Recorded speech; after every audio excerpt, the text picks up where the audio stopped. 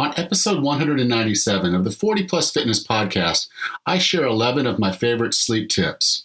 You can find the full show notes for this episode at 40plusfitnesspodcast.com/197. Have you decided you're ready to make a change? To reclaim your health and fitness? The 40 Plus Fitness podcast is here for you.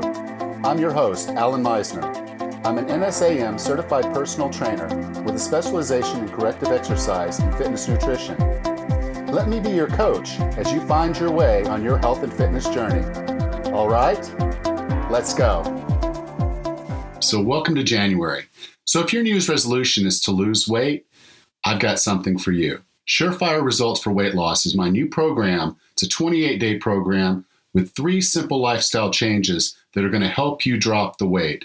And I'm so sure that this program works, I'm giving a money-back guarantee. So if this doesn't work for you, you have nothing to risk. I'll pay you back. But it will work. I know it will work. So go to 40plusfitnesspodcast.com/surefire and join today. If I were to ask you, how did you sleep last night? What would your answer be? For most of us, it would be, I didn't sleep enough, or I didn't sleep well enough, or just some little aspect of the sleep that just wasn't quite what you wanted it to be. Well, hopefully this episode will help solve that problem. Before we get there, though, I want to take just a minute to talk about sleep and what's happening in your body when you're asleep and why it's so important to try to get a good sleep. So sleep is a time when our body is effectively rebuilding itself and setting us up for the next day. It is the part of our lifestyle, part of when we're working internally to repair and form memories and just do a lot of the other basic things that are necessary to maintain our health. And this is all managed through a complex system of hormones.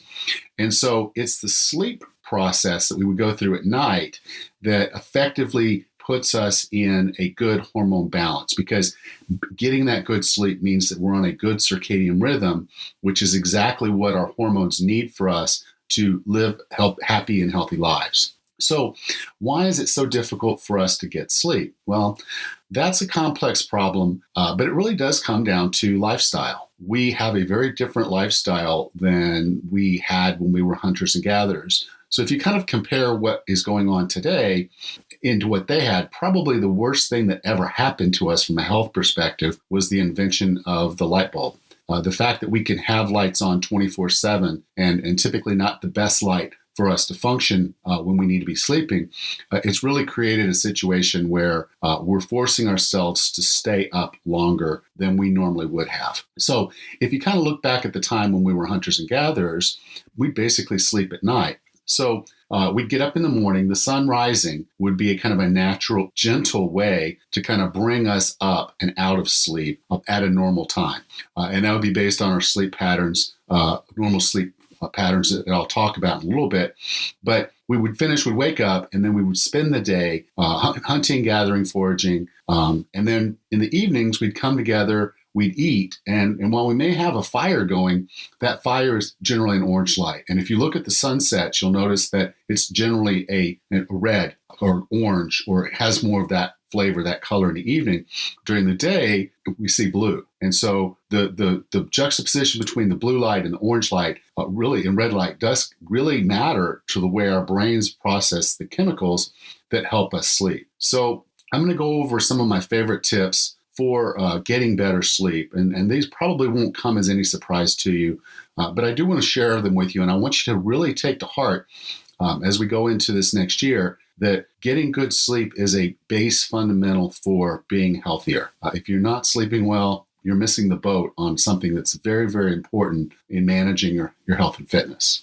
So the first one is to avoid caffeine. Now, I love coffee, and I'll have coffee in the morning, but I typically know that my body takes about 8 hours to process caffeine. So I tend to stop drinking caffeine about noon.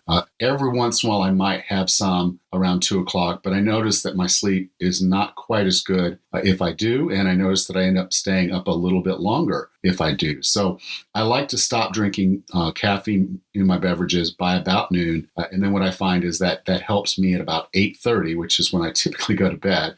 It helps me go ahead and fall asleep fairly quickly. The second one is to avoid alcohol. Now, I know for a lot of folks, they'll say, well, alcohol actually helps me sleep, and it does help you get unconscious, but that's not a good rested sleep because you're not in a natural state. You're not making it through all the cycles of sleep. So to kind of circle back around, I talked about cycles before, and I'm talking about them now. Let me kind of define what some of that is. A sleep cycle has multiple layers. And so there's a period of time when you're in kind of a not so deep sleep, and then you work your way through those layers. There's REM sleep, there's deep sleep. Each one of these layers has a purpose in what your body's doing. So during some of that, it's body repair. And for some of that, it's, forming memories. And so each layer of your sleep, your body is doing a particular task. And the alcohol will keep you from reaching those deeper layers. That's why you may notice if you are drinking, sometimes the memory is not as good as it should be. And that's a part of that is that not that the alcohol killed brain cells, because that's not what's happening here. What's happening is the alcohol is preventing you from going to those deeper levels of sleep, and therefore it's affecting your memory. So avoiding alcohol will mean that you're sleeping better and you're getting through the different layers of sleep, which is what your body needs. Tip number 3 is to avoid the sleeping meds. And I know these have become extremely popular. Doctors will overprescribe. So if you tell your doctor you're having difficulty sleeping, they're going to give you these. But don't, because again, these sleep medicines, all they really do is they knock you out. They're not really allowing you to get to the deeper levels of sleep that you need to be in. So while you're asleep, you're not really getting the rest. You're not getting the repair. You're not getting the things that you need to have good sleep. Because what we're after is not more sleep. We're after good sleep. And in this no sleep meds, I'm going to include melatonin. And I know a lot of people swear by melatonin. And yes, melatonin will help you sleep a little better. But here's where my concern is with melatonin. Melatonin is a hormone. And if you're taking it, I just have this strong inclination, like other hormones, when you take them, your body stops making them because it says, oh, well, there's already some here, so I don't have to make it.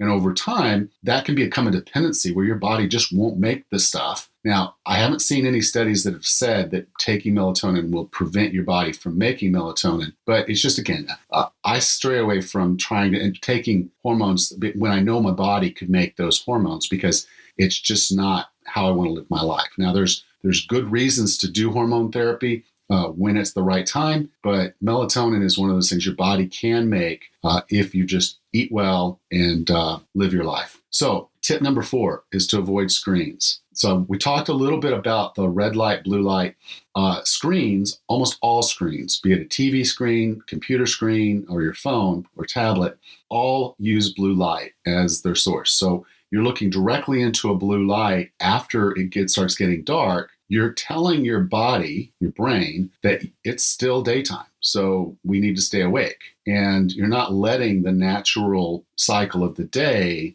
bring your body down. So you're staying stimulated. So that stimulation is going to keep you from going to sleep. And you may say, well, I'm bored or whatnot. You can, in fact, get past that by not looking at a screen. Instead, read a book, which I'll talk about in a minute. But, to avoid the blue lights. And if you could just turn off all screens about 30 minutes before you're ready to go to bed, it's going to help you fall asleep faster. I guarantee that. If you turn the screens off for about 30 minutes, you're gonna go to sleep faster. And that kind of leads me to tip number 5, which is to set a time that you're going to go to bed and kind of keep a ritual of it. So if you make sleep time a ritual, and like I said earlier, my bedtime is about 8:30. And now, because I've been going to sleep at 8:30 so long, literally my body starts to want that ritual, almost craves that thing that I do. So get up, go brush my teeth, get my clothes together, get whatever, just do my ritual so that I'm ready to go to bed. And then I go to bed. And I typically fall asleep very, very quickly after I lay down. So having a ritual and setting the same time that you go to bed every night is just going to make it easier for your body to adjust. And I know if you've raised kids, you know exactly how that works. You set them on a program so they'll get up in the morning, and I got to put them to bed at this time so they'll get up at that time. And literally that just becomes a habit for them, and they get very good at it. Now, as they age, their bio clock's going to change a little bit. So they'll want to tweak that. They'll want to push back on that a little bit. But if you keep them on a plan, they're just so much better for them. They adjust, they adapt. We're the same way as adults. We stopped forcing ourselves to go to bed, or stop being forced to go to bed. We're adults, right?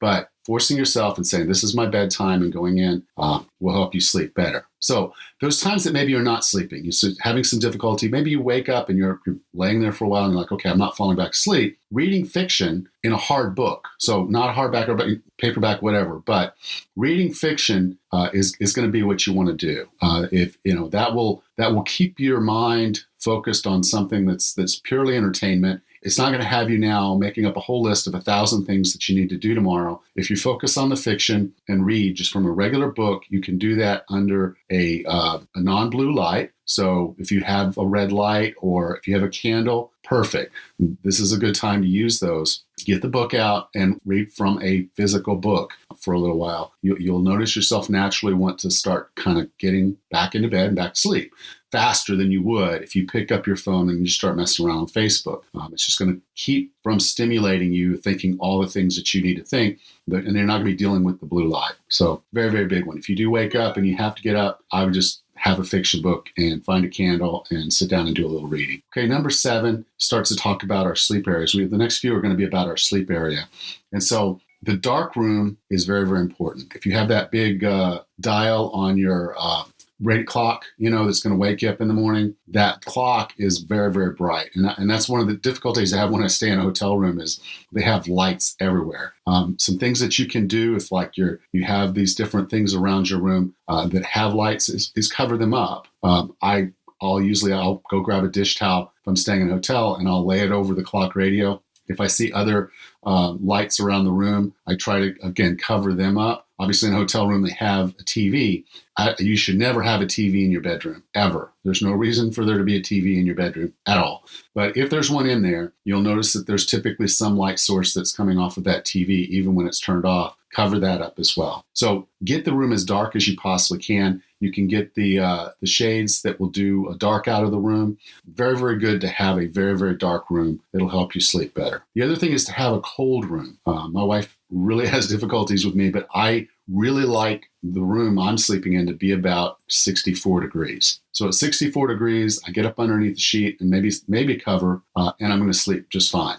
You can find your temperature. It's typically going to be less than 68 degrees. So somewhere around 63 to 68 degrees is an optimal temperature they've found to help people sleep better and faster. The other thing is a quiet room, or as I like to say, a noise neutral room. So I like to have a box fan or something like that going on in there. So it's just a little bit of noise to kind of cover up any outside noise. So if there's a car going down the road or something else going on outside, I don't need to be disturbed by it. The box fan will keep me from hearing those sounds and allow me to get better sleep. So for you, it might be a completely quiet room, or it might be just some neutral sound. You can get soundtracks that do the white noise.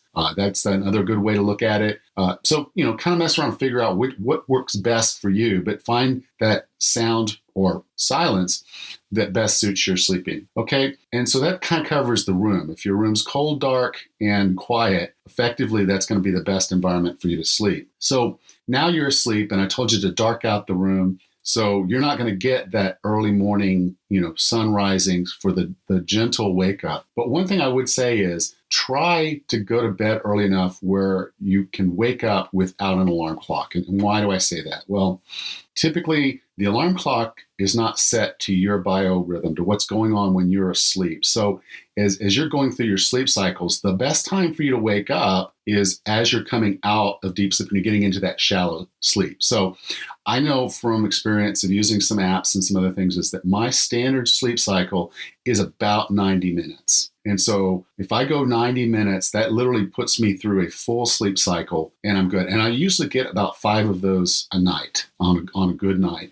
And that's I'll wake up feeling very well rested. There are apps now that you can put on that it measures your movement patterns and knows what pattern you are in your sleep cycle, and it will wake you up gently when you come out of the sleep. So when you get into that shallow, almost awake state, it will wake you up. And those are pretty good to have Otherwise, again, if it's not too dark in your, it's not too light in your room without the dark shades, then go ahead and leave that. And then when the sun comes up in the morning, you'll naturally go through that cycle.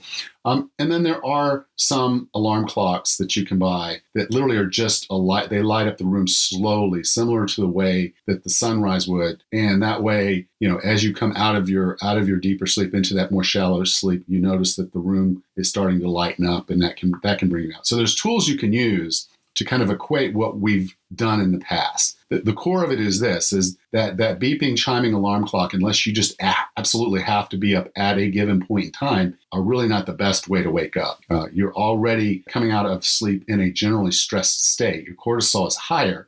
And as you know, cortisol is one of those, not bad hormones, but it is a hormone that is going to go against weight loss if that's what your goal is. It is going to go against your health if there's too much of it. And coming out of deep sleep abruptly is definitely going to spike your cortisol first thing in the morning, and not necessarily something you want to do. So work with your sleep cycles and you'll get better sleep. And then my last tip, which probably not going to be very popular for a lot of people, but I think it can be a strategy for you to consider at points in time, is to sleep alone. I have to sleep alone sometimes because of my work travel, and I don't like being away from a family. But when there's a time when okay, I've got a very important thing to do tomorrow, or I need to get up very early tomorrow, or whatever the circumstances are, sometimes sleeping alone is going to work out. If anyone else, and that includes pets, are in the bed with you and they're going to be stirring during the night,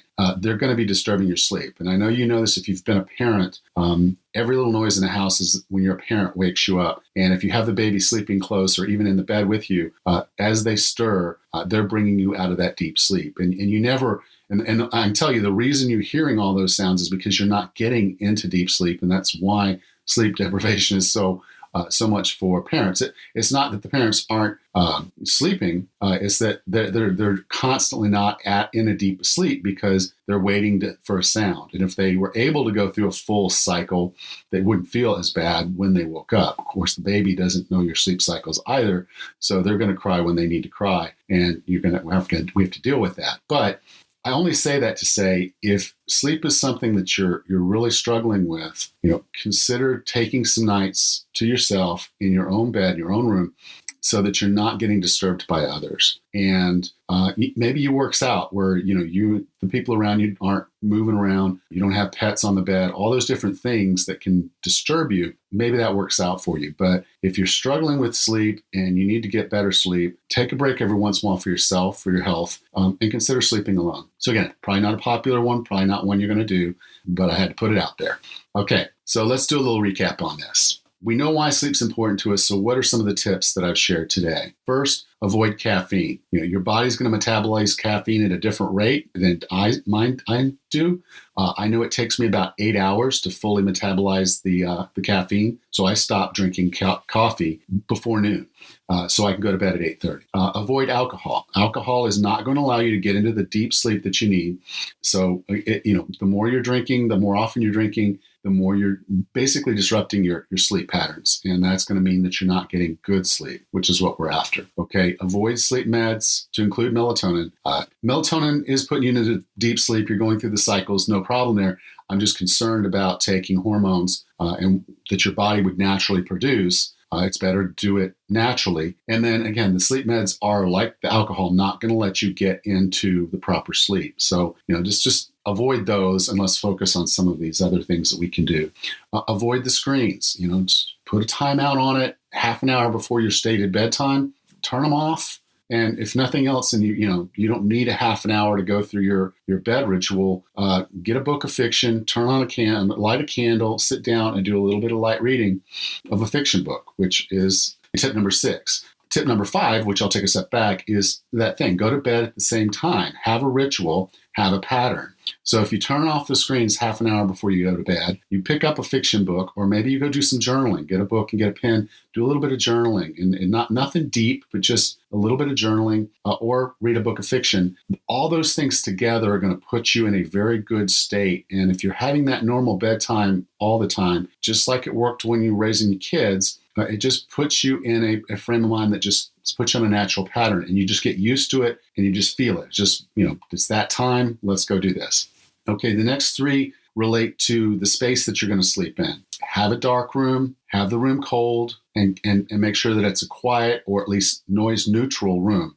If you're doing those three things, you're setting yourself up to have a good environment to sleep well, to fall asleep quickly and to sleep well. Okay. Number 10 is using a sleep cycle. So recognizing that waking up when you're in deep sleep is going to put your body into a stressed mode, and that's not the optimal way we want to be. Try to work with your normal sleep schedules. I do not set an alarm when I go to bed. I know if I go to bed at 8:30, I will wake up before 4 o'clock in the morning, fully rested and feeling great. I'll have gone through about 5 sleep cycles and I'm good to go. I can go get up in the morning, get some things done. This morning time, when I'm recording this right now, is just my time in the morning where I just feel good and I'm productive and no one else is awake. So I get a lot done.